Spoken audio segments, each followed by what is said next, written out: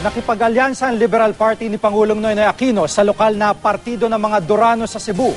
Kilala po mga Durano na kaalyado sa politika ni dating Pangulong Gloria Arroyo. Hindi naman daw ito issue sa Pangulo. Nakatutok si Mariz Umali.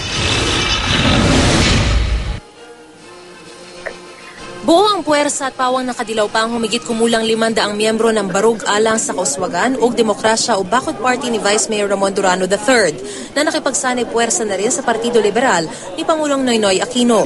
Sinaksihan ng Pangulo kasama si Liberal Party President Mar Rojas at mga kaalyado ang panunumpa ni Durano bilang bagong miyembro ng LP. Ang mga Durano ay kilalang kaalyado ni dating Pangulong Gloria Arroyo. Kalihim ni Arroyo sa Department of Tourism ang anak ni Durano na si Ace. Thus, to our partners in the Liberal Party, we give you this firm assurance of fidelity and hard work. We in Bakod are very proud to work with the Liberal Party in order to help in the realization of President Noynoy Aquino's 16-point agenda and his administration's program of government.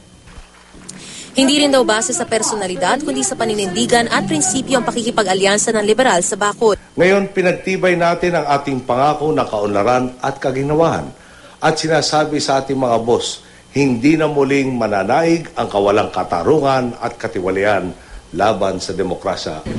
Sa tuwing sumasapit ang panahon ng eleksyon, isa ang Cebu sa pinakasinusuyo. Isa kasi ito sa mga vote-rich provinces sa buong bansa na may halos 2.2 milyong botante. Maganda ang mood ng Pangulo na nagawa pang magbiro sa simula ng kanyang talumpati. Maayong udto kaninyong tanan. Dadagdagan pa uyan pag dating ng araw, pag tayo nanliligaw na dito sa Cebu. Pero seryoso ang Pangulo sa issue ng illegal logging. Pinagpapaliwanag niya ang 6 na mayor sa Agusan del Sur na sinalanta ng mga pagbaha kung bakit di sila dapat parusahan. Habang sinibak na sa pwesto ang provincial at city director kabilang ang 6 na chiefs of police at 31 DNR officer.